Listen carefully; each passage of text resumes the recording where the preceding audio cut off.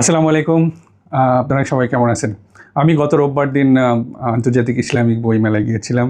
তো আমার কাছে খুব ভালোই লেগেছিল। অনেক গুলো স্টল ছিল এবং অনেক বইয়ের কালেকশন ছিল ওই মেলাতে।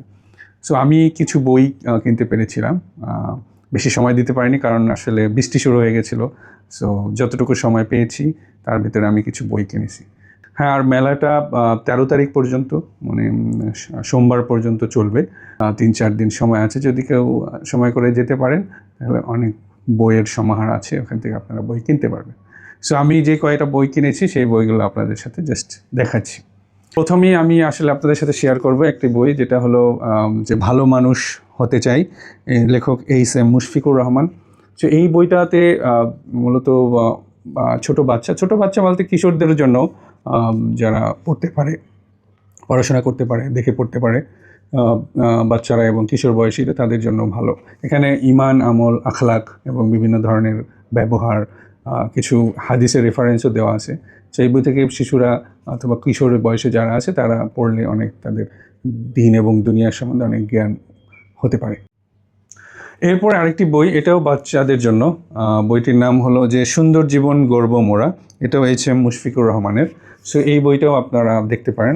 আমার কাছে মনে হলো শিশু এবং কিশোরদের জন্য মোটামুটি ভালো কিছু কন্টেন্ট এই বইতে পাওয়া যাবে। সো আপনারা চাইলে এই বইটা কিনতে পারেন। এরপরে হলো কিছু বাচ্চাদের হাদিসের জন্য, হাদিস দিয়ে কিছু গল্প, মানে গল্প থেকেই হাদিসের রেফারেন্স করা আছে। যে বইটা হলো যে 40 হাদিস শিশুতোষ গল্প, মেহমাদ ইয়াসার কান্দেমির লেখা।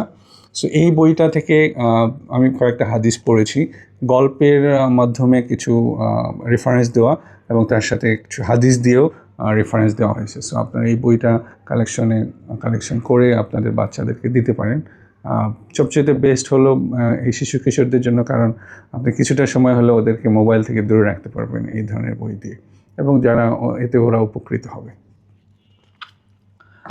এরপরে হলো প্যারেন্টিংয়ের জন্য, যেহেতু আমি নিজেই 3 জনের বাবা, আমরা 3 জনে আলহামদুলিল্লাহ, আমাদের 3 জন সন্তান, 2 ছেলে 1 মেয়ে। সো ওদের জন্য আসলে আমরা চাই যেন আমরা ওদের যে একটা ভালো প্যারেন্টিং করতে পারি। সো আপনারা যারা আছেন, যারা প্যারেন্টস আছেন, তারাও চাইলে এই ধরনের বই আপনারা কালেকশনে রাখতে পারেন, সময় পেলে পড়তে পারেন। হতে পারে এখান থেকে কোনো একটা বিষয়ে যদি আপনাদের জ্ঞান হয় এবং ওটা থেকে আপনাদের বাচ্চাদেরকে আপনারা ভালো কিছু করতে পারবেন ও শেখাতে পারবেন। সো এ ধরনের বই আপনারা কালেকশনে রাখতে পারেন। এরপরের বইটা হলো যে ডক্টর মিজানুর রহমান আজারির অনেক বই আমি আসলে রেখেছি। তো এই বইটা হলো যে জেগে ওঠো আবার বইটা। এটা ডক্টর মিজানুর রহমান আজারির। আমি আসলে বইটি এখনও পড়তে পারিনি, তবে এখানে আমি অনেকগুলো জিনিস যেটা দেখলাম যে মোটামুটি ভালো কিছু বিষয় নিয়ে উনি লিখেছেন। সো আপনারা পারলে এই বইটাও কিনে কালেকশনে রাখতে পারেন। এরপরের বইটা আমি যেটা কিনেছি, বইটার নাম হলো তাজকিয়া আত্মশুদ্ধির সহজ পাঠ। এই বইটি মূলত আত্মশুদ্ধির জন্য, কিভাবে নিজেদের নফসকে, কলবকে কিভাবে আমরা শুদ্ধি করতে পারবো, ভালোর দিকে নিতে পারবো, সেই বিষয়ে লেখা। এবং এই বইটি একজন লেখক ইসমাইল কামদার, বাট এটা বইটা অনুবাদ করে দেওয়া আর কি। সো আপনারা চাইলে এটা কিনতে পারেন। এরপরের বইটি হলো যে লা তাহজান। বইটির নাম লা তাহজান, মানে হতাশ হবেন না।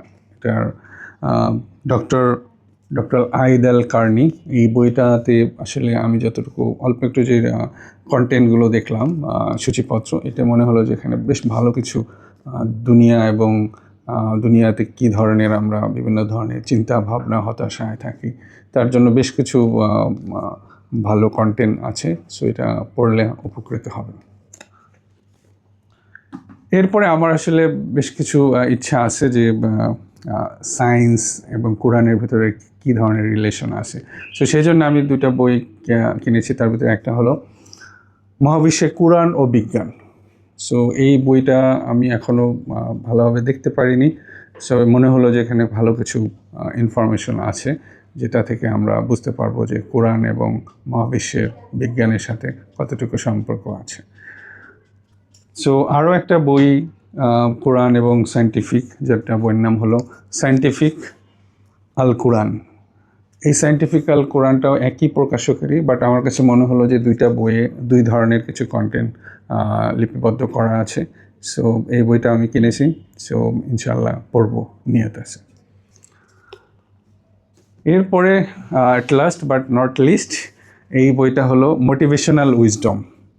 এই বইটাতে আমার প্রিয় বেশ কয়েকজন ইসলামিক স্কলার্স আছে যারা বিভিন্ন ধরনের মোটিভেশনাল কন্টেন্ট এই বইতে দিয়েছে। তার ভিতরে আছেন doctor Bilal Philips, doctor Zakir Naik, মুফতি ইসমাইল মেঙ্ক, শায়েখ ইয়াসিন কাদি, ইমাম ওমর সুলাইমান, শায়েখ ইয়াসির ফাজাগা, শায়েখ হামজা ইউসুফ, শায়েখ হাসান আলী। সো এই স্কলার্সরা আসলে খুবই পরিচিত সারা বিশ্বে ইসলামিক বিভিন্ন ধরনের মোটিভেশনাল এবং ইমান এবং আখলাকের ব্যাপারে তারা বিভিন্ন ধরনের বই লেখে এবং সেমিনারে কথা বলে। সো ইনশাআল্লাহ এই বই থেকে হয়তো কোনো উপকারী কন্টেন্ট, উপকারী ইনফরমেশন আপনাদের সাথে শেয়ার করতে পারবো। শুধু এই বইটা না, আমি যতগুলো বই আপনাদেরকে দেখালাম, সো এই বইগুলো থেকে ইনশাআল্লাহ আমার নিয়ত আছে বইগুলো পড়ার, এবং বই থেকে যেই কন্টেন্টগুলো, তথ্যগুলো আমার কাছে মনে হবে যে আমি আপনাদের সাথে শেয়ার করলে আপনারা উপকৃত হবেন। সো আমি চেষ্টা করব আমার তরফ থেকে। এই পর্যন্ত আজকেই দোয়া করবেন আমি যেন এই বইগুলো সুন্দরভাবে পড়তে পারি এবং আপনাদের সাথে শেয়ার করতে পারি। আসসালামু আলাইকুম, ভালো থাকবেন সবাই।